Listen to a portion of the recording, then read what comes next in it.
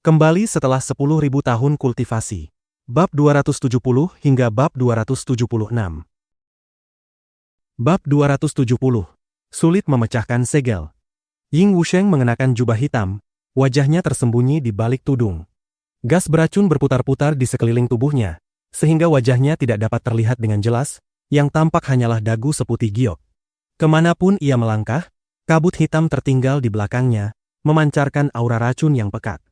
Rumput dan pepohonan di sekitarnya langsung layu, bunga-bunga mengering dan mati, seolah-olah kehidupan disedot habis oleh racun itu. Penyihir muda mengenakan jubah panjang dan sepatu brokat. Ia membawa arloji saku emas antik bermata bundar, mengenakan topi kuning, tampak sangat anggun dan berkelas, persis seperti putra bangsawan dari era Republik Tiongkok. Baik sekte racun bayangan maupun sekte iblis roh termasuk sekte misterius yang mengolah seni jahat tingkat tinggi. Terlebih lagi, sebagai elit sekte masing-masing, keduanya mahir dalam teknik luar biasa. Mereka telah mencapai tingkat tongsuan, kekuatan mereka setara dengan Grandmaster tahap kesempurnaan. Selain itu, jalur teknik, terutama seni jahat, secara alami sulit diprediksi dan mustahil untuk dijaga sepenuhnya. Mereka bahkan dapat membunuh orang biasa dengan mudah tanpa sempat memberi kesempatan untuk bertahan. Penyihir muda sangat sembrono dan genit. Sambil memeriksa sekeliling, ia masih sempat mengedipkan mata dengan ekspresi cabul kepada beberapa murid perempuan sekte Dianchang, tampak santai dan tidak peduli. Sebaliknya, Ying Wusheng tidak mengucapkan sepatah kata pun. Ia mengangkat tangannya dan membentuk segel jari.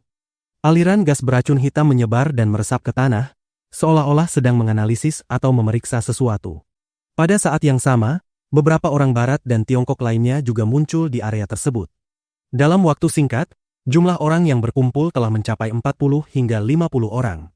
Akhirnya, penyihir muda mengeluarkan sebuah jimat giok dari dalam pakaiannya dan berkata dengan penuh keyakinan. Fenomena ini disebabkan oleh petir surgawi, kekuatannya sangat besar. Namun aku memiliki jimat pelindung berkualitas tinggi yang bahkan dapat menahan serangan ahli tahap dewa. Petir ini pasti dapat ditahan. Aku akan mengambil bunganya. Penyihir muda, silakan. Orang tua ini akan membantu membuka jalan melalui formasi. Setelah itu, bunga tersebut harus dibagi kepada orang tua ini, kata Wu Yingxiong sambil memandang sekeliling dengan mata tajam, auranya menekan, memperingatkan semua orang agar tidak bertindak gegabah. Siapapun yang berani menyentuh bunga nimfa, mati, kata Ying Wusheng dengan suara suram, mengintimidasi semua orang. Aku ingin melihat siapa yang berani merebutnya. Penyihir muda mendengus dingin dengan nada meremehkan sambil menggenggam erat jimat gioknya. Benar saja, ketika ia berada sekitar 3 meter dari bunga nimfa, seberkas petir langsung menyambar. Penyihir muda mendengus tertahan. Tubuhnya bergoyang, mundur satu langkah. Pada saat yang sama, perisai cahaya emas pucat muncul dari jimat giok dan menyelimuti tubuhnya sepenuhnya. Apakah bunga nimfa benar-benar akan jatuh ke tangannya? Cendekia agung teratai biru mengerutkan kening, wajahnya penuh ketidakpuasan. Jika dia berhasil mengambilnya, kita bunuh saja dan rebut harta itu, bisik Singe dan pria berjubah abu-abu dengan niat jahat. Pada saat itu, berbagai emosi bercampur di hati semua orang. Ada yang iri, ada yang dengki, ada yang berharap penyihir muda mati tersambar petir, ada pula yang berharap dapat ikut mendapat bagian jika ia berhasil. Sebagian bahkan sudah memikirkan cara menjilatnya. Namun satu hal sama, semua orang menatap bunga nimfa dengan penuh gairah. Penyihir muda mundur satu langkah, petir menghilang. Ia mengusap keringat dingin di dahinya dan tertawa paksa. Tidak masalah. Jimatku pasti dapat menahannya. Hari ini aku pasti akan mendapatkan bunga nimfa. Selesai berbicara, ia kembali menerjang maju dengan kecepatan tinggi seperti harimau menerkam mangsa, langsung menuju inti formasi dan mencoba meraih bunga itu. Namun tepat pada saat itu, fenomena aneh tiba-tiba terjadi. Rune emas muncul dari udara kosong, membentuk pedang raksasa sepanjang lebih dari 10 meter. Pedang itu padat dan nyata, seperti galaksi yang jatuh dari langit, menebas lurus ke arah kepala penyihir muda. Penyihir muda, hati-hati. Wu Yingxiong berseru dalam hati dengan panik. Formasi sihir. Begitu kuat. Aura pedang yang tajam memaksa semua orang mundur. Darah di dada mereka bergejolak hebat. Begitu kuat hingga hampir memuntahkan darah. Boom! Pedang emas itu menghantam penyihir muda dan langsung melemparkannya 10 meter ke belakang. Ia jatuh ke tanah seperti anjing mati. Krek! Jimat gioknya hancur berkeping-keping. Ia memuntahkan seteguk darah dan menjerit kesakitan. Sialan! Jimat ini adalah harta sekteku. Ia memegang pecahan giok dengan wajah pucat, hatinya sakit dan marah. Begitu frustrasi hingga hampir muntah darah lagi. Semua orang tersentak kaget. Jantung mereka berdegup kencang. Mereka benar-benar merasakan betapa mengerikannya kekuatan formasi ini, bahkan sebanding dengan serangan ahli tahap dewa. Sepertinya tidak mungkin dilakukan sendirian, gumam Wu Yingxiong sambil memutar bola matanya. Biksu ini akan mencoba. Cendekia Agung teratai biru melafalkan mantra Buddha dan melangkah ke dalam radius 3 meter, tetapi segera mundur. Pada saat itu, sebuah telapak tangan emas raksasa berbulu turun dari langit, membawa tekanan yang luar biasa, langsung menampar ke arahnya. Hancur! Ia membalas dengan satu telapak tangan. Boom! Kedua serangan bertabrakan. Dalam ledakan besar, cendekia agung teratai biru terlempar 10 meter seperti daun tertiup angin. Setelah menstabilkan diri, wajahnya pucat pasi. Darah di dada bergolak hebat, hampir memuntahkan darah. Begitu kuat. Menakutkan sekali. Semua orang berseru ngeri. Kekuatan cendekia agung teratai biru setara puncak tahap kesempurnaan, bahkan sedikit lebih kuat dari Lin Zhenyu, tetapi tetap tidak mampu menembus segel. Apakah kita hanya bisa menyaksikan bunga nimfa membusuk di depan mata? Wajahnya menjadi muram. Ia tidak menyangka bahwa saat bunga matang, perlindungan formasinya justru menjadi begitu kuat sehingga bahkan dirinya tidak lagi percaya diri dapat menembusnya. Tiba-tiba, apa itu? Abadi? Iblis? Semua orang mundur dengan panik. Di bawah es dan salju, pecahan giok memancarkan cahaya, membentuk sosok emas raksasa setinggi lebih dari 10 meter di belakang bunga nimfa, seperti dewa Buddha yang turun ke dunia. Itu bukan roh biasa. Itu adalah sisa jiwa penjaga bunga nimfa pada masa lalu. Konon telah melampaui tahap dewa dan mencapai kekuatan abadi bumi, kata cendekia agung teratai biru dengan suara bergetar. Tidak heran segelnya begitu kuat. Ternyata dijaga oleh sisa jiwa abadi bumi, kata Wu Yingxiong sambil menatap sosok kera emas itu. Sosok tersebut kabur dan samar, tersusun dari titik-titik cahaya emas. Wajahnya tidak dapat terlihat jelas, hanya tampak taring yang menyeringai dan mata yang memancarkan amarah. Aura haus darah yang mengerikan menekan seluruh tempat. Jantung semua orang bergetar, napas terasa berat. Pergi! Siapapun yang menginginkannya akan dibunuh tanpa ampun. Raungan itu mengguncang langit dan bumi. Es retak, angin dan salju tersapu. Banyak ahli memuntahkan darah karena pembuluh mereka terluka. Bahkan tokoh kuat seperti Wu Yingxiong dan cendekia agung teratai biru mundur dengan wajah pucat, hampir tidak mampu bertahan. Kemudian cahaya emas melingkar dan menghilang. Sosok itu lenyap. Hanya angin dan salju yang tersisa. Bunga nimfa bergoyang lembut. Menakutkan sekali. Hanya raungan jiwa saja hampir membunuh ahli kekuatan dalam. Apa yang harus kita lakukan? Dengan penjaga seperti ini, tidak ada yang bisa mengambilnya. Sebagian orang panik, sebagian putus asa, sebagian cemas. Aku bersedia bekerja sama dengan para ahli Huaxia untuk memecahkan formasi, kata Singe. Pria berjubah abu-abu berbisik dalam bahasa radis Anglicai Sinensis. Setelah itu kita bunuh mereka dan kuasai bunganya sendiri. Setelah mencapai kesepakatan, mereka berkomunikasi dengan Wu Yingxiong dan segera sepakat.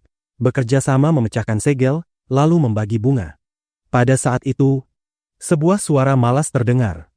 Sekumpulan sampah hanya bisa melihat harta tapi tidak bisa mengambilnya. Sungguh menggelikan. Jika tahu kalian sebegitu tak berguna, aku tidak akan datang secepat ini. Siapa itu? Berani sekali. Kalau mampu, ambil sendiri. Semua orang menoleh marah. Seorang pemuda tampan mengenakan kemeja putih dan celana panjang berjalan santai sambil membawa gong tembaga. Yang aneh, di pundaknya ada monyet berbulu merah, bahkan memegang panci sup, pemandangan yang sangat konyol.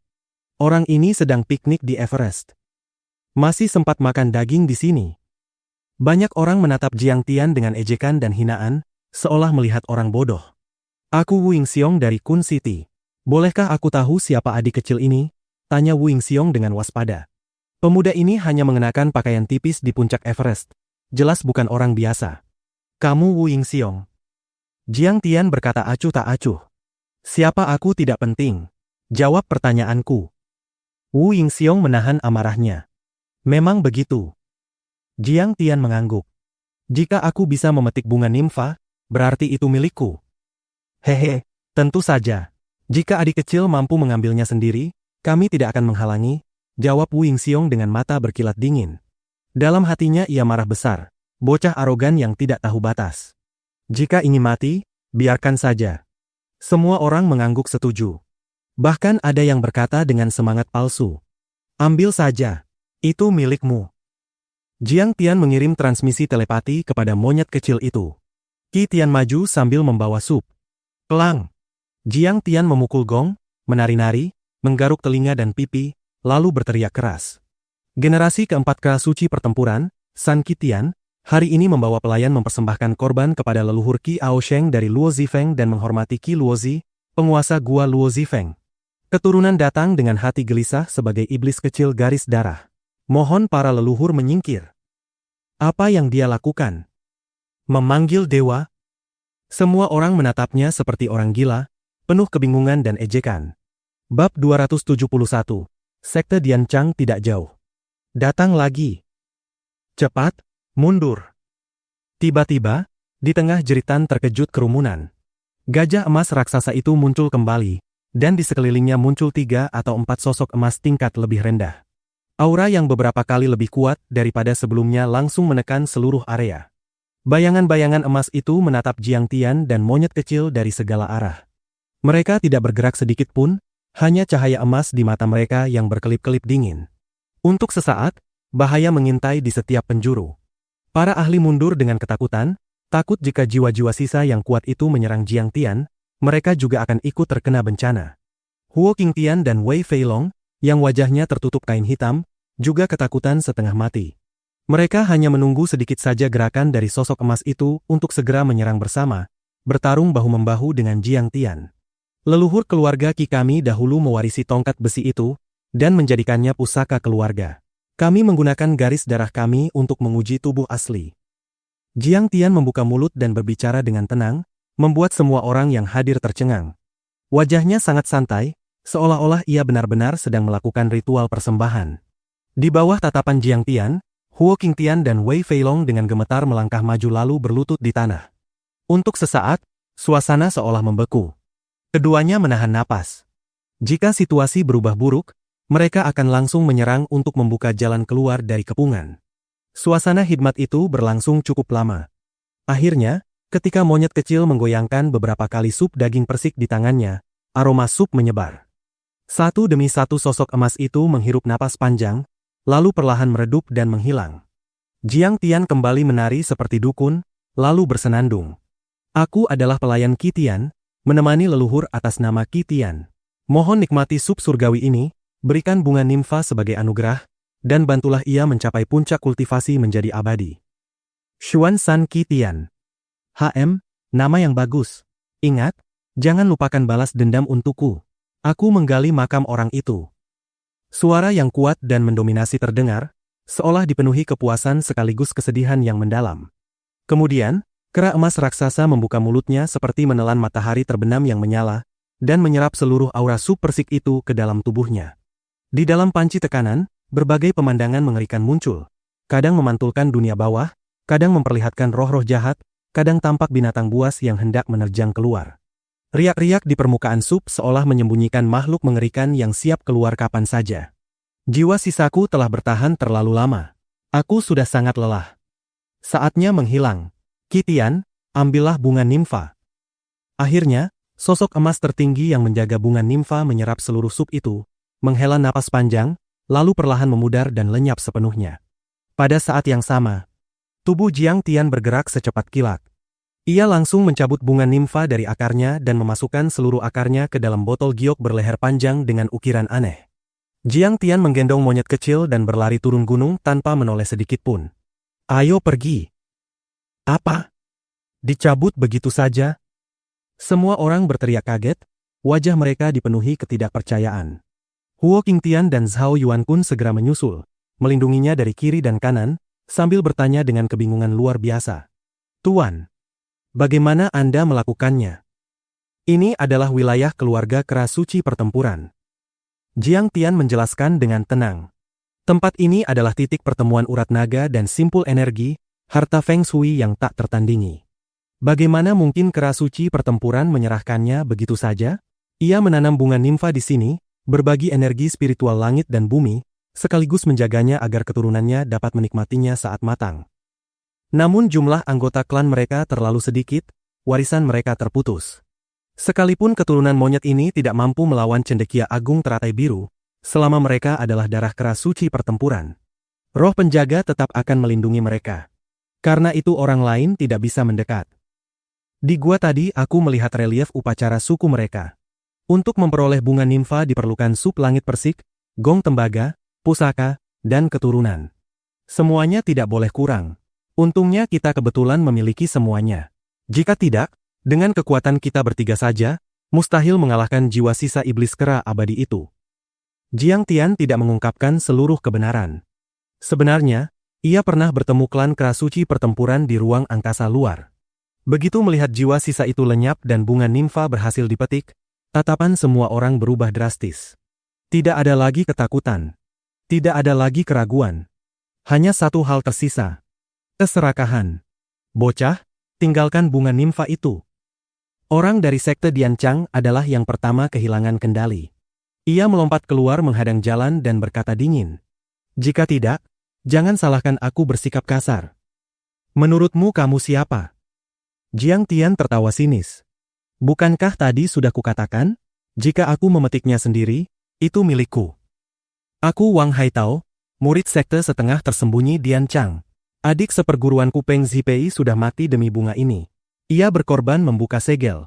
Bagaimana mungkin kami tidak mendapat bagian?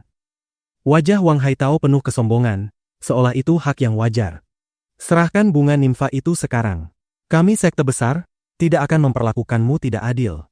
Harta, wanita, bahkan teknik kultivasi seni bela diri, semua bisa kau dapatkan.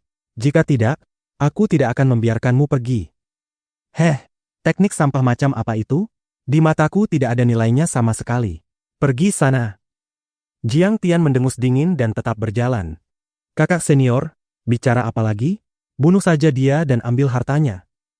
Seorang murid perempuan melompat maju. Penampilannya seperti peri, tetapi kata-katanya sangat kejam. Dengan satu tarikan pedang, ia melesat seperti anak panah.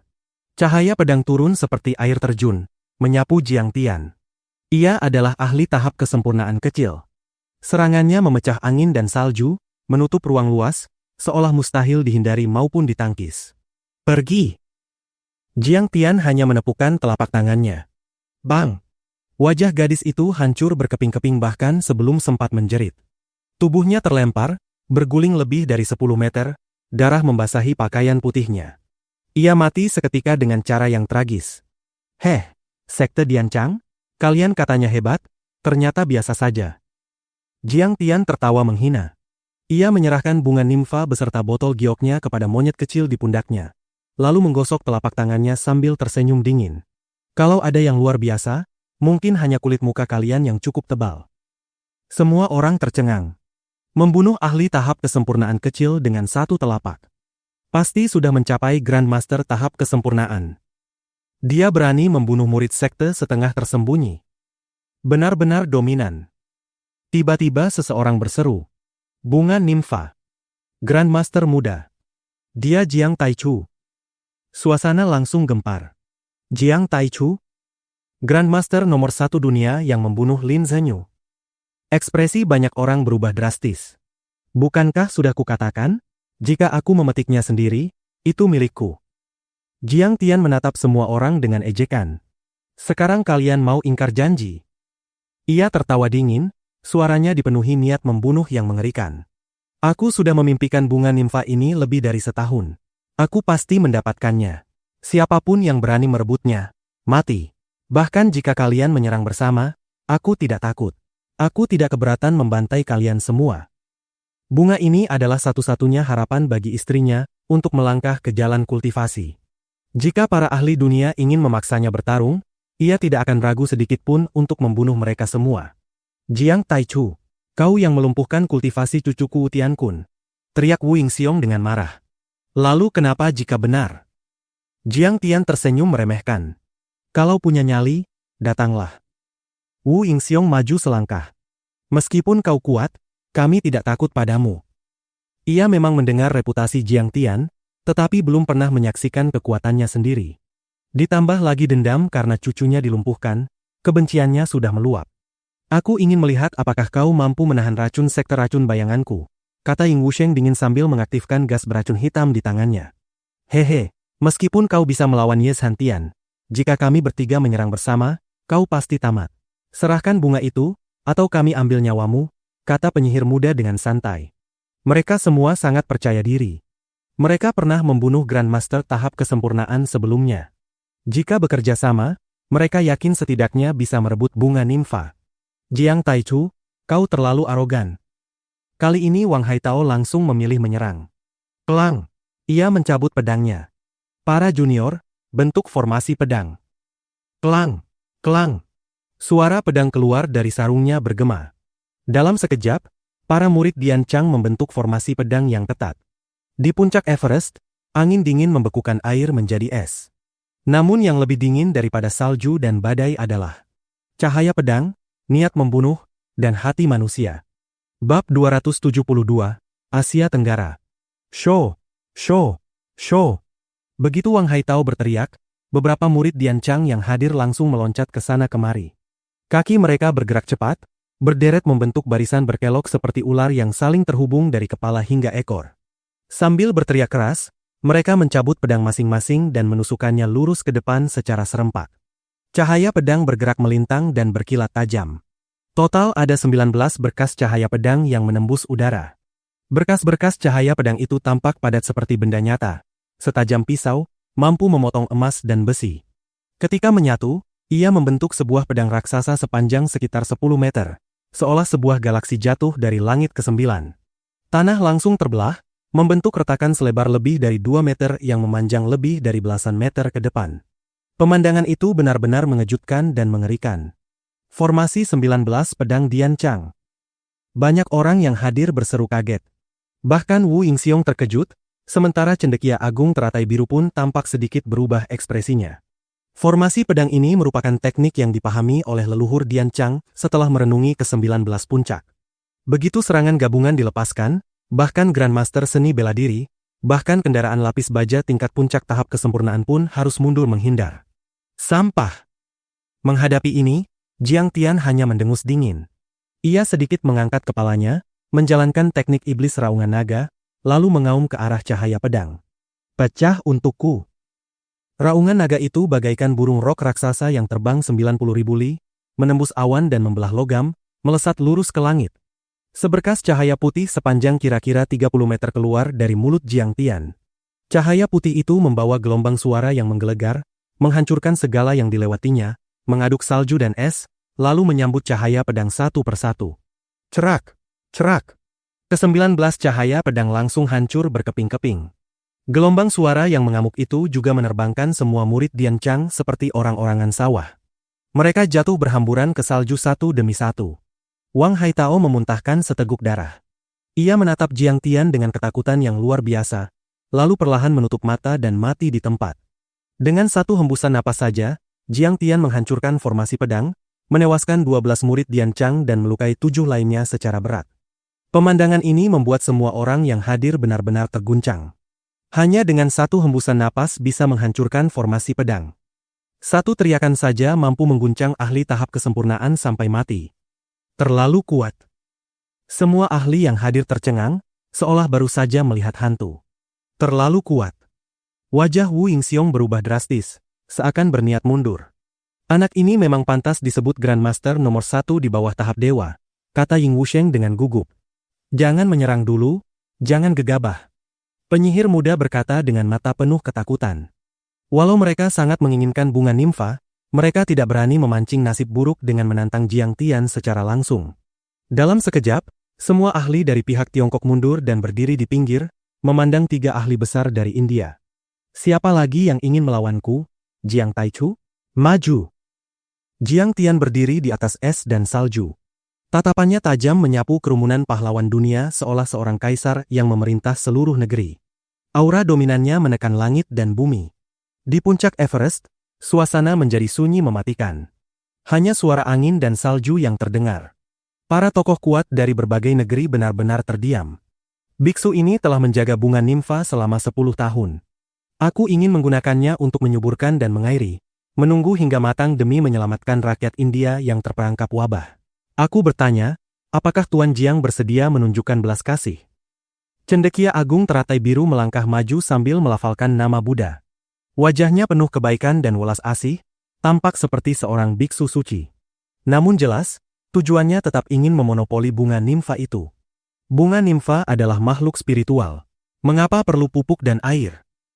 Jiang Tian mendengus dingin. Apa hubungannya hidup atau mati rakyat India denganku? Puluhan ribu orang menderita penyakit berat, terperangkap dalam penderitaan yang tak tertahankan. Wajah Cendekia Agung teratai biru menjadi dingin. Langit penuh belas kasih. Bagaimana Tuan Jiang bisa begitu kejam demi keuntungan pribadi? Biksu Bao, berhenti omong kosong. Kalau mau merebutnya, langsung saja maju. Jiang Tian berdiri dengan tangan di belakang punggung, mata dinginnya berkilat. Aku tidak keberatan membunuh 3 ahli besar dari negeri kalian. Membunuh kalian semudah membunuh ayam. Prajurit, untuk apa banyak bicara? Bunuh saja dia. Dengan teriakan keras, pria berjubah abu-abu bergerak seperti ceetah yang gesit. Perisai di tangan kiri, pedang di tangan kanan, ia mengayunkan salju ribuan lapis dan menyerang Jiang Tian dengan ganas. Cahaya pedang itu seperti botol perak pecah di air, sangat cepat dan mengandung energi aneh. Dimanapun energi tajam itu lewat, batu besar langsung terbelah dengan permukaan halus seperti cermin. Serangan pedang yang sangat kuat. Dia Gurukar, ahli seni bela diri India yang setara Grandmaster Tiongkok. Banyak orang berseru kaget. Bahkan Wu Yingxiong sedikit tergerak, membayangkan bagaimana ia sendiri akan menghadapi serangan itu jika berada di posisi Jiang Tian. Cahaya pedang melintas. Jiang Tian melangkah di udara dan menghindari tebasan itu. Pria abu-abu tidak panik, justru senang. Cahaya pedang tiba-tiba berbelok, menggambar lengkungan aneh dan menyapu kaki Jiang Tian. Timingnya sangat sempurna. Selama Jiang Tian mendarat, kakinya pasti akan terbelah 2. Jiang Tian memang mendarat. Namun yang membuat pria itu tercengang. Kaki Jiang Tian menginjak bilah pedangnya dengan kokoh. Bagaimana mungkin? Pria abu-abu itu terpaku, seolah melihat hantu. Sampah. Berani menggunakan pedang di hadapanku? 1 jari saja cukup untuk membunuhmu. Jiang Tian mendengus jijik, lalu menjentikan jarinya. Seberkas cahaya menembus kehampaan. Melihat cahaya putih itu datang, pria abu-abu segera mengangkat perisainya untuk melindungi bagian vital tubuhnya. Tahan untukku. Ia mengerahkan seluruh kekuatan, tubuhnya tenggelam ke tanah seperti pilar besi. Kedua kakinya menembus es dan batu. Bang! Dengan satu suara keras, perisai logam khusus itu hancur seperti kertas. Serangan jari menembus dadanya. Tubuh pria itu terlempar 10 meter seperti layang-layang putus. Di dadanya muncul lubang sebesar mangkuk, darah menyembur tanpa henti, tulang putih terlihat jelas. Matanya masih terbuka lebar, namun darah mengalir dari 7 lubangnya. Ia mati seketika. Luar biasa. Kekuatan 1 jari itu setara peluru sniper baret. Ini terlalu mengerikan. Semua orang ketakutan setengah mati. Sudah kukatakan, bunga nimfa ini milikku. Siapapun yang mencoba merebutnya akan mati. Jiang Tian memandang Cendekia Agung teratai biru dan Xin Ge dengan senyum dingin. Saat naik gunung, ia sempat ingin menghindari pertumpahan darah agar tidak menimbulkan masalah bagi keluarga. Namun kini namanya sudah terungkap dan semua orang masih ingin merebutnya. Maka satu-satunya cara adalah menghancurkan mereka sampai benar-benar takut. Cendekia Agung teratai biru dan Xin Ge mulai ragu. Kultivasi mereka memang lebih tinggi dari pria abu-abu tadi, tetapi kekuatan Jiang Tian jelas berada di luar dugaan. 1 orang menekan 3 ahli besar. Tuan Jiang memang pantas disebut seorang master sejati. Melihat ini, Huo Qingtian dan Wei Feilong merasa sangat puas. Namun tiba-tiba, sebuah suara seperti guntur menembus lapisan salju dan awan. Cendekia Agung teratai biru, kami para ahli datang membantu. Semua orang mendongak dengan kaget. Sebuah helikopter terbang mendekat. Sosok-sosok melompat turun dari ketinggian sekitar 10 meter seperti kuda liar, mengangkat gelombang salju besar seperti naga putih, lalu berlari menuju medan pertempuran. Tong Tianziaela, sayap hitam batu, Zhu Xiang Taisang, serta banyak anggota asosiasi Sinostar muncul satu demi satu. Mengapa mereka juga datang? Senyum Huo Qingtian dan Wei Feilong langsung menghilang, digantikan kecemasan mendalam. Tokoh-tokoh besar ini semuanya setara ahli tahap kesempurnaan atau Tongsuan. Jika digabung dengan cendekia teratai biru dan Singe, bisa dikatakan seluruh kekuatan Asia Tenggara telah berkumpul di sini. Bisakah Tuan Jiang melawan mereka semua? Bahkan Huo Qingtian mulai ragu. Apakah kalian juga ingin mati? Jiang Tian tertawa dingin sambil menatap kelompok asosiasi Sinostar. Aoyela tidak langsung menyerang. Ia terlebih dahulu berjalan ke arah cendekia teratai biru dan berdiskusi secara diam-diam. Sebelumnya, mereka semua sudah mengetahui kekuatan Jiang Tian dan tidak ada yang ingin menjadi orang pertama yang maju. Aoyela sendiri adalah sosok jahat yang penuh tipu daya. Ia khawatir semua pihak akan maju mundur bersama, maka ia harus menyusun strategi. Setelah beberapa saat berdiskusi, kedua pihak segera mencapai kesepakatan. Membunuh Jiang Taichu terlebih dahulu, lalu membagi bunga nimfa. Aoyela menatap Jiang Tian dengan mata suram dan tertawa dingin. Jiang Taichu, kudengar kau sangat kuat, bahkan membunuh ahli dari benua kami. Bagus. Hari ini aku akan menggunakan sihir tak tertandingi untuk membunuhmu. Hemp, kau mungkin Grandmaster nomor 1 di bawah tahap dewa di Tiongkok, tapi dengan begitu banyak ahli di pihak kami, bahkan jika kau berada di tahap dewa pun, kau tetap akan mati di sini hari ini. Sayap hitam batu menyeringai dingin. Bab 273. Satu pukulan mematahkan segala metode. Hehe, aku sudah tak sabar mencabik-cabiknya. Ju Xiang Taisang mengepalkan kedua tinjunya. Mata tembaganya berkilat penuh niat membunuh. Seluruh tubuhnya memancarkan aura haus darah yang mengerikan. Biksu ini sebenarnya tidak ingin melukai siapapun. Namun demi rakyat Radis Anglicai Sinensis yang miskin dan sakit, aku hanya bisa memulai pembantaian. Cendekia Agung teratai biru merapatkan kedua telapak tangan, melafalkan doa Buddha, seolah memegang keunggulan moral. Lalu ia berkata dengan niat membunuh. Seperti kata pepatah, jika aku tidak masuk neraka, siapa yang akan menjadi Buddha? Jiang Taichu terlalu sombong. Memang dia Grandmaster nomor 1 dan pernah membunuh Lin Zhenyu. Tapi dengan begitu banyak orang bergerak bersama, bagaimana mungkin dia masih bisa menjadi lawan? Singe, Master Besar Yoga Kuno, mencibir dingin. Manfaat bunga nimfa dan mata air katalitik terlalu besar. Itu cukup untuk menciptakan banyak individu berkemampuan khusus, bahkan memungkinkan sosok luar biasa seperti Wang Zhongyan untuk melangkah ke tahap dewa. Bagaimana mungkin mereka rela membiarkan Jiang Tian memonopolinya? Mereka sama sekali tidak akan membiarkan obat ilahi itu jatuh ke tangan ahli Huaxia. Terlebih ke tangan Jiang Tian yang sudah sangat kuat dan tak terkalahkan di dunia seni bela diri Tiongkok. Siapa tahu monster seperti apa yang akan muncul setelah ia memakannya? Cukup omong kosong. Serang bersama. Mata Jiang Tian tenang, ekspresinya tidak berubah sedikit pun. Bunga nimfa sudah berada di tangannya. Setelah King Er meminumnya, ia akan membangkitkan tubuh surgawi dan memicu kultivasinya. Ia tidak perlu lagi menapaki jalan kultivasi dengan jari berlumuran darah. Sekarang, meskipun para ahli Asia Tenggara berkumpul, bahkan jika seluruh ahli dunia bersatu, Jiang Tian tidak akan mundur, apalagi menyerah. Ia tahu pertempuran ini akan sangat berbahaya. Namun sekalipun harus menumpahkan tetes darah terakhir, ia bersumpah akan mempertahankan bunga nimfa.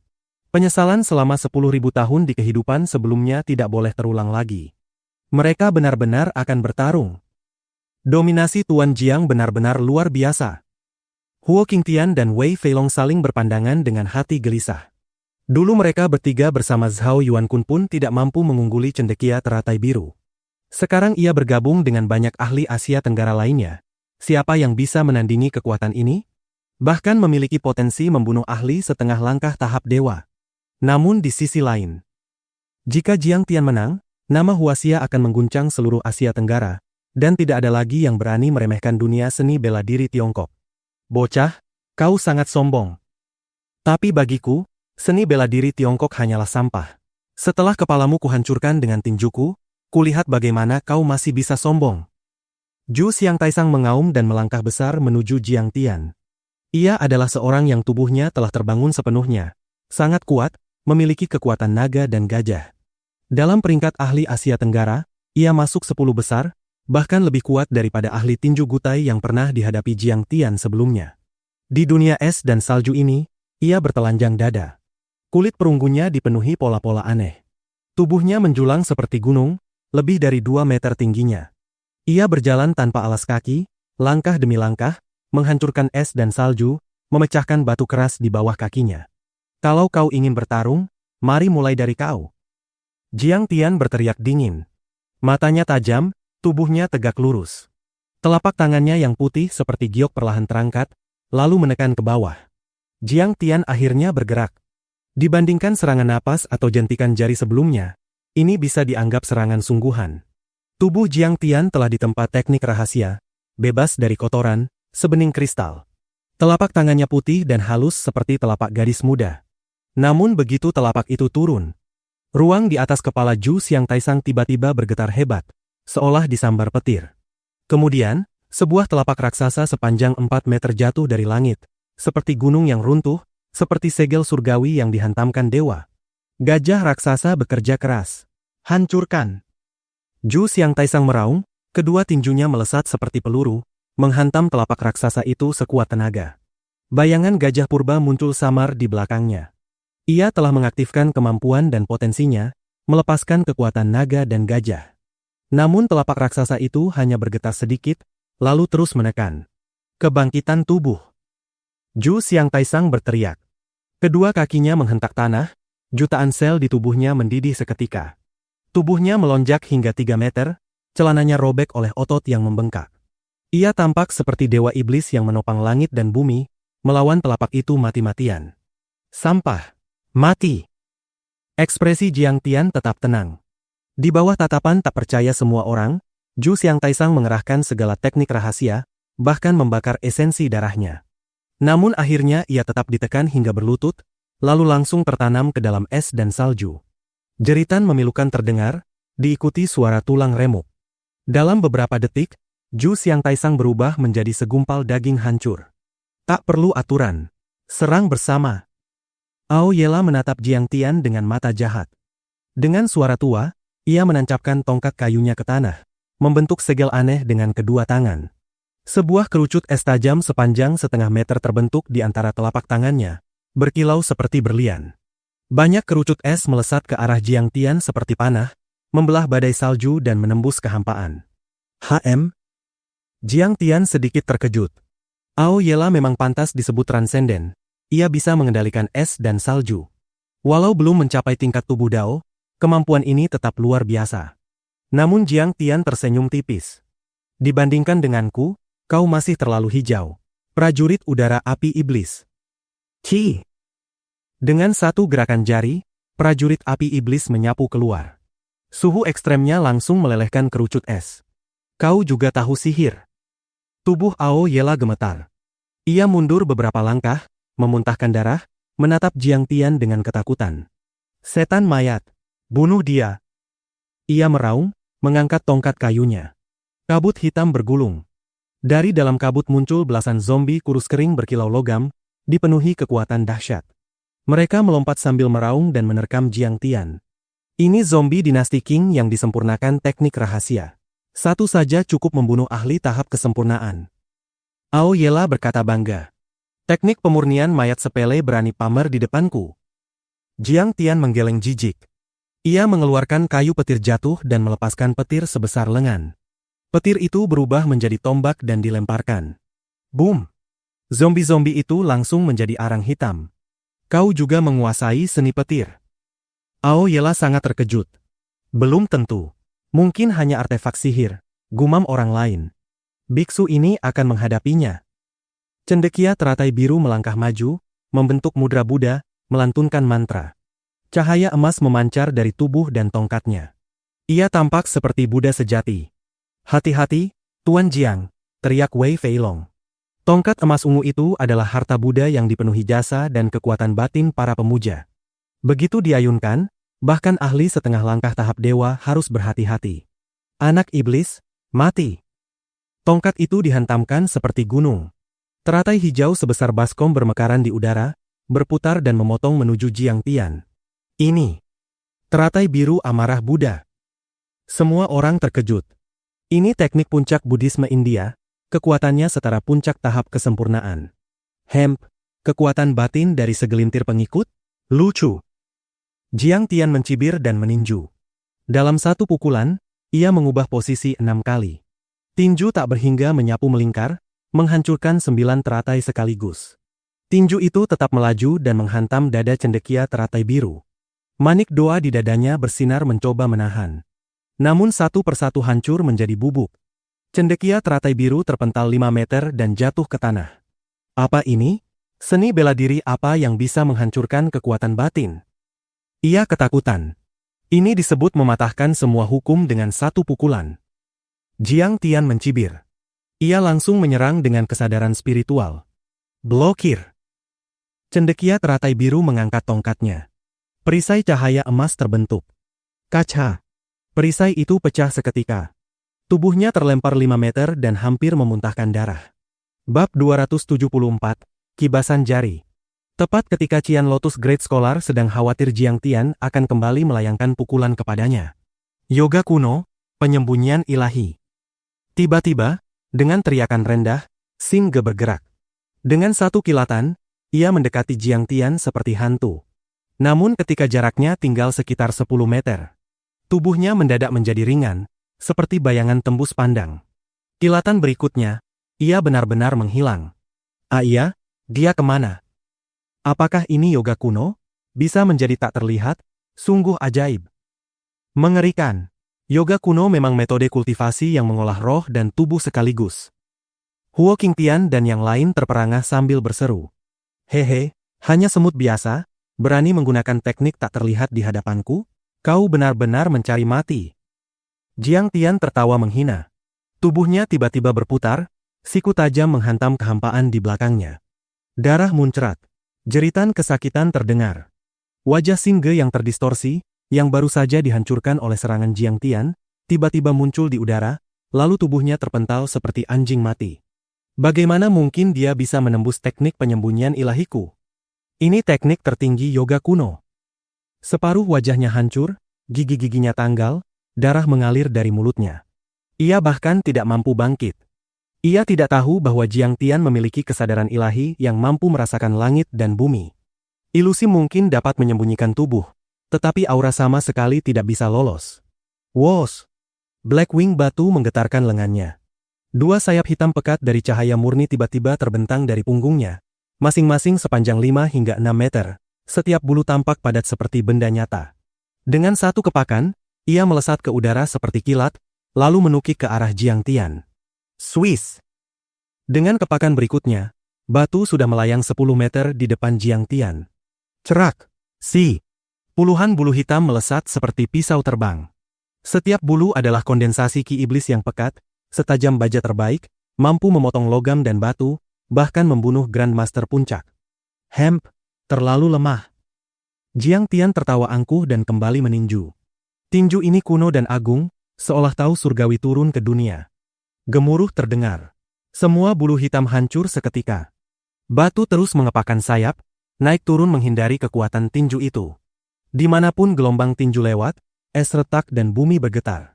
Retakan sepanjang sekitar 10 meter muncul di tanah, membuat semua orang bergidik.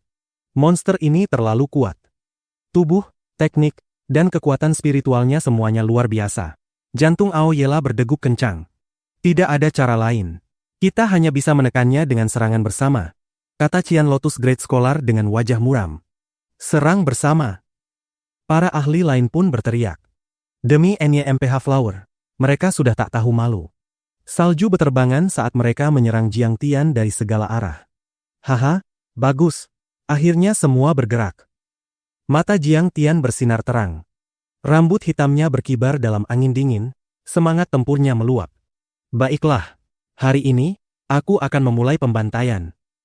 Ia menurunkan monyet kecil ke tanah, tangan kiri menggenggam erat botol giok berleher panjang. Dengan raungan rendah, ia melesat maju memberi perlawanan seorang diri terhadap para ahli Asia Tenggara. Target pertamanya adalah Aoyela. Tinju itu meluncur seperti naga murka keluar dari laut. Kau tidak bisa membunuhku. Aoyela meraung, tongkat kayunya diayunkan. Pilar es dan dinding batu menjulang dari tanah untuk menghalangi. Teknik sepele berani menghalangiku. Jiang Tian tertawa. Tinju itu menghancurkan segalanya seperti dewa memusnahkan dunia. Dinding batu hancur, dan dalam sekejap tinju itu sudah berada di depan Aoyela. Terlambat untuk menghindar. Ia menjerit dan menahan tongkat di depan dada. Cerak! Bang! Tongkat itu hancur seketika. Tinju menghantam dadanya seperti proyektil. Tulang patah berbunyi mengerikan. Darah muncrat dari mulutnya. Tubuh kurusnya terpental jauh dan jatuh menghantam salju. Peringkat ke-6 Asia Tenggara, Tong Tianziayela, tewas. Satu pukulan, satu kematian. Bang! Bang! Bang! Mata semua orang memerah. Mereka menyerang dengan seluruh kemampuan. Aura memenuhi puncak Everest. Debu dan salju beterbangan. Batu-batu melayang. Seolah puncak gunung akan runtuh. Semua orang di sini adalah ahli tertinggi Asia Tenggara, tokoh yang menguasai wilayah masing-masing. Kekuatan mereka setara Hong Tianzhao, bahkan mampu melawannya. Mereka menyerang tanpa menahan diri, setara menghadapi 4 atau 5 Lin Zhenyu sekaligus. Bahkan Ye Zhantian pun harus berhati-hati menghadapi situasi ini. Namun Jiang Tian juga mengerahkan seluruh kekuatannya. Pedang, datang. Ia memanggil roh vitalnya. Pedang Heavenly Sword terbang dari tangan Huo Qingtian ke tangannya. Cahaya hitam berkilat. Tebasan turun seperti air terjun. Xin Ge berteriak. Bahu dan lengan kirinya terpotong, tulang putih terlihat. Ia hendak menghentikan pendarahan. Berhenti berteriak. Pergi ke neraka. Ci. Kepalanya terpenggal. Master Yoga kuno, ahli kedua radis Anglicae Sinensis, Xin Ge, tewas. Pertempuran terus berlanjut. Puncak Everest mulai runtuh. Serangan teknik, senjata sihir, jimat, Thunderfall, semuanya digunakan. Pemandangan kacau tak terlukiskan. Penonton hanya melihat bayangan cahaya di tengah badai salju, terlalu cepat untuk diikuti. Kuat. Jiang Taichu terlalu kuat. Pembunuhan Lin Zhenyu jelas bukan kebetulan. Huo Qingtian dan Wei Feilong gemetar oleh keterkejutan. Wu Yingxiong, Yang Sorcerer, dan Ying Wusheng bahkan kehilangan niat bertarung. Dengan kekuatan seperti ini, mungkin setara half-step deity stage. Boom! Jiang Tian menghantam Qian Lotus Great Scholar, hingga tongkatnya hancur dan tubuhnya terpental. Namun Jiang Tian tidak mengejar. Ia berbalik, melesat ke langit seperti meteor, menuju batu yang terus menyerang dari udara. Bagaimana kelincahannya bisa secepat ini? Batu pucat. Ia mundur sambil berkelok seperti ular. Namun kecepatannya masih jauh di bawah Jiang Tian. Dalam jeritan kesakitan, sayapnya hancur. Lubang besar terbuka di dadanya. Darah menyembur deras. Bang! Ia jatuh ke tanah, putus asa. Helikopter, tembak. Sebelumnya ia tidak memerintahkan tembakan karena takut merusak NYMPH Flower. Kini ia sadar peluang hidup hampir nol. Segera 2 helikopter dan 4 senapan mesin M134 mengunci Jiang Tian. Minigun berlaras putar itu mampu menembakkan 5.000 peluru per menit.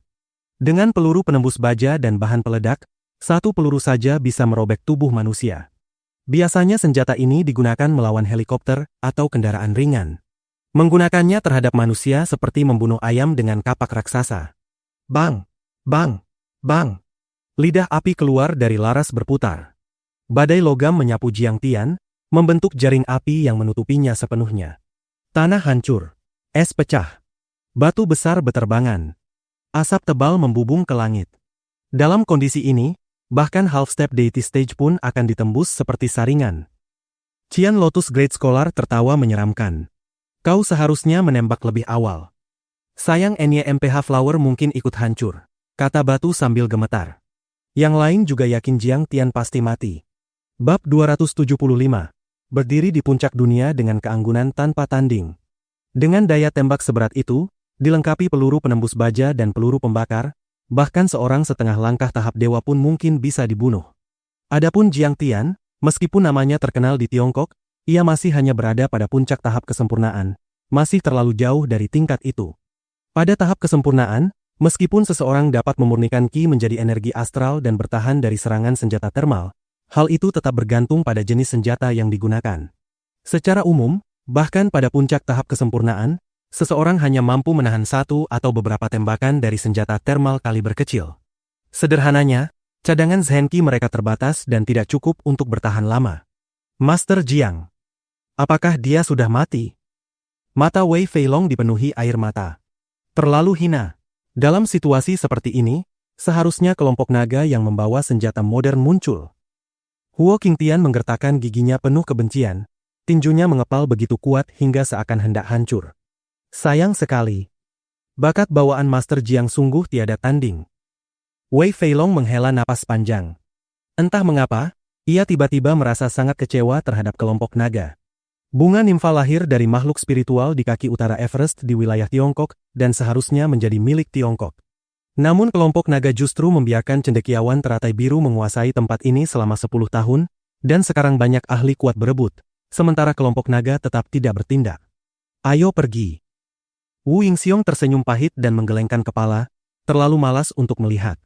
Dalam situasi seperti ini, bahkan Ye Zhantian pun tidak mampu bertahan, apalagi Jiang Tian. Selain itu pihak lawan memiliki senjata termal berat, sementara mereka sendiri tidak mampu melawan sekte racun bayangan dan sekte hantu. Tidak ada gunanya tetap di sini. Kekuatan Jiang Taichu memang tidak buruk, tapi sayang pihak lawan menggunakan dewa artileri untuk menyerang. Sayang sekali. Penyihir muda menggelengkan kepala dan mengangkat bahu. Ia sedikit menyesal, tetapi lebih banyak merasa puas melihat kejatuhan Jiang Tian. Sebagai orang yang seusia dengan Jiang Tian, ia tentu juga iri terhadap kekuatan dan ketenaran Jiang Tian. Dalam 1 menit, peluru-peluru ditembakkan habis, puluhan ribu butir peluru ditembakkan. Saat semua orang mengira perselisihan ini akan berakhir, dan bahkan batu sayap hitam yang menginjak selongsong peluru panas berjalan menuju asap hitam. Cek cek cek, beginikah kekuatan Mignon? Tidak ada apa-apanya, seperti menggaruk tubuhku saja. Tiba-tiba, suara dingin dan menyeramkan terdengar dari dalam asap hitam dan lautan api. Kemudian, di bawah tatapan panik semua orang, Jiang Tian berjalan keluar dari asap tebal yang bergulung. Ia memegang botol giok di satu tangan dan pedang pengadilan surgawi di tangan lainnya. Wajahnya santai dan tenang, tidak ada satu luka pun di tubuhnya. Bahkan kemeja putihnya tidak ternoda sedikit pun. Dalam sekejap, kulit kepala semua orang mati rasa, seolah hendak meledak.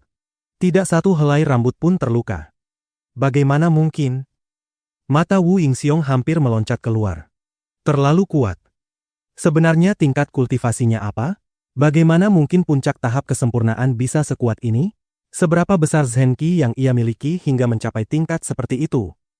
Penyihir muda menatap Jiang Tian tak percaya, merasa Jiang Tian adalah ancaman terbesar dalam hidupnya. Ying Wusheng tetap diam, tetapi tangannya yang sedikit gemetar menunjukkan keterkejutan luar biasa yang ia rasakan. Master Jiang masih hidup. Dia terlalu kuat. Air mata Wei Feilong berubah menjadi tawa. Ia begitu gembira hingga hampir melompat. Aku khawatir Master Jiang sudah mulai menyentuh hakikat tahap dewa. Huo Qingtian tiba-tiba memikirkan kemungkinan itu dan tidak bisa menahan keterkejutannya. Bagaimana? Bagaimana mungkin? Pada saat itu, cendekiawan teratai biru berteriak histeris seolah bunga krisannya meledak. Bahkan senapan mesin terkuat di dunia tidak bisa membunuhnya. Mungkinkah dia? Setengah langkah tahap dewa? Tembakan meriam. Mata batu sayap hitam kosong. Ia begitu terkejut hingga jiwanya seolah keluar dari tubuhnya, lalu menjerit seperti kucing yang ekornya diinjak. Dalam situasi ini, bunga nimfa tidak lagi penting. Menyingkirkan Jiang Tian dan menyelamatkan nyawa sendiri jauh lebih penting. Namun Jiang Tian sudah bergerak lebih dulu. Cila! Kilat cahaya mengapung. Tubuh Jiang Tian melesat ke udara setinggi 10 meter dalam sekejap. Tanpa memberi pilot kesempatan membidik atau menembak, ia menebaskan pedangnya ke bawah. Seolah kilatan petir hitam raksasa membelah udara, sebuah helikopter langsung terbelah dan jatuh seperti lalat tanpa kepala menabrak gunung. Jiang Tian bahkan tidak meliriknya. Dengan ayunan balik tangan, pedang sepanjang 10 meter menyapu keluar. Ledakan keras terdengar, helikopter lainnya meledak menjadi rongsokan yang jatuh berhamburan. Baling-balingnya menyapu batu-batu hingga seluruh gunung bergetar. Mata batu sayap hitam terbuka lebar. Hatinya seperti berdarah melihat kerugian besar itu. 2 helikopter bernilai puluhan juta hancur oleh 2 tebasan pedang. Namun ia tidak punya waktu untuk berduka. Dengan kepakan sayap, ia berubah menjadi cahaya dan melarikan diri ke sisi selatan Everest. Jiang Taichu terlalu kuat. Hanya Master Wang Zhongyan yang mungkin bisa membunuhnya. Ia berteriak dalam hati sambil berlari, sekaligus menguatkan tekadnya. Aku harus segera melapor kepada presiden dan melenyapkan anak ini sampai ke akar. Jika tidak, benua bintang mungkin akan musnah. Dalam sekejap ia sudah ratusan meter jauhnya. Namun tiba-tiba ia berhenti. Di depannya berdiri sosok yang tegap dan tenang. Kau pikir bisa lari? Jiang Tian mendengus dingin dan menyerang secepat kilat. Batu tidak sempat menghindar. Ia dihantam keras hingga berteriak kesakitan, memuntahkan darah dan jatuh seperti boneka rusak. Mati kau! Jiang Tian tidak memberi kesempatan. Energi vitalnya mengalir ke pedang hitam pengadilan surgawi, lalu menyapu secara horizontal. Kilatan pedang sepanjang 10 meter melintas, kepala batu yang jatuh langsung terpenggal dan terbang. Jiang Tian berputar di udara lalu mendarat dari ketinggian 10 meter. Pedangnya meneteskan darah, tatapannya dingin seperti pisau. Bajingan tua, sekarang giliranmu. Master Jiang. Aku benar-benar tidak mengenal Gunung Tai. Aku tidak menyangka ada eksistensi sekuat dirimu di dunia bela diri Tiongkok. Cendekiawan teratai biru memaksa diri tenang dan mengakui kekalahan. Lupakan saja. Orang tua ini bersedia mengalah dan berdamai. Bunga nimfa itu milikmu. Biksu miskin ini tidak akan pernah melangkah ke Tiongkok lagi. Hemp, kau botak pencuri, kau salah besar. Wajah Jiang Tian tenang, tetapi matanya semakin dingin. Tadi saat kau bersekutu menyerangku, kau menyebutku iblis dan ingin membunuhku. Sekarang kau bicara damai. Sekarang tongkatmu hancur, tasbihmu rusak, kau baru mengaku kalah. Kau benar-benar hanya penjilat yang berpihak pada yang kuat. Ia melangkah maju, pedangnya meneteskan darah ke tanah seperti bunga plum dingin yang mekar. Sayangnya, aku, Jiang Taichu, tidak pernah cukup bodoh untuk membiarkan harimau kembali ke gunung. Aku juga tahu bahwa kejahatan harus diberantas sampai ke akarnya. Master Jiang, mengapa kau begitu kejam? Ekspresi cendekiawan teratai biru mengeras. Garis Buddhis kami di Asia Tenggara memiliki banyak ahli.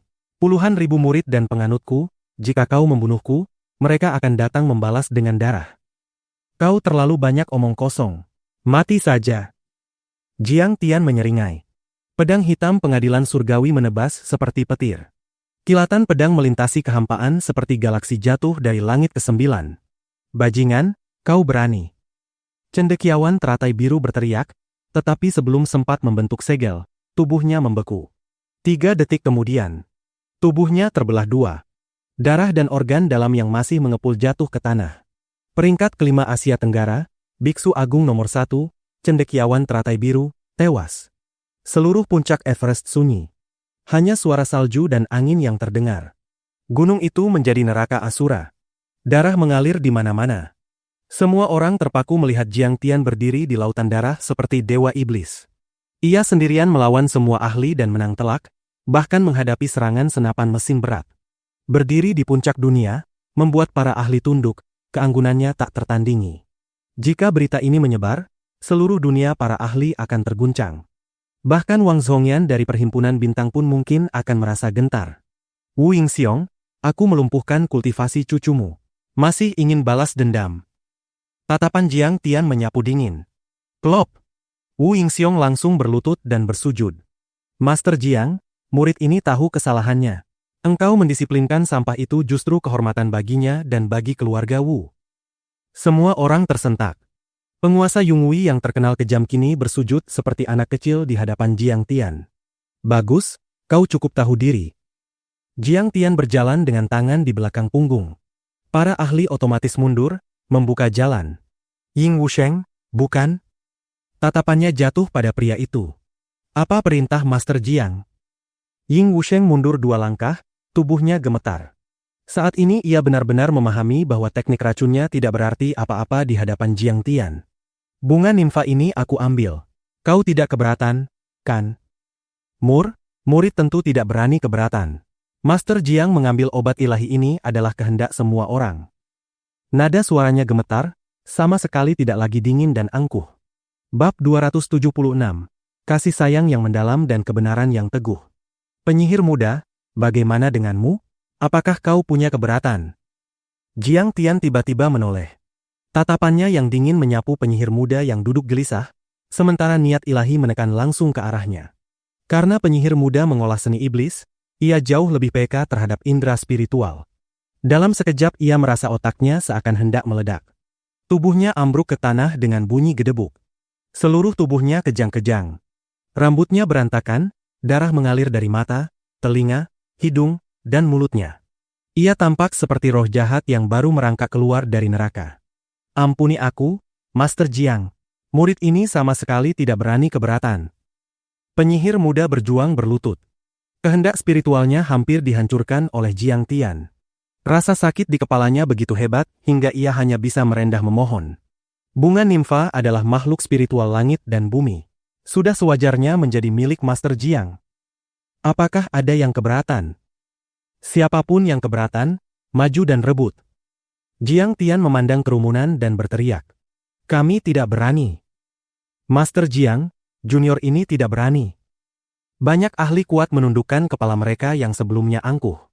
Tak seorang pun berani bersuara.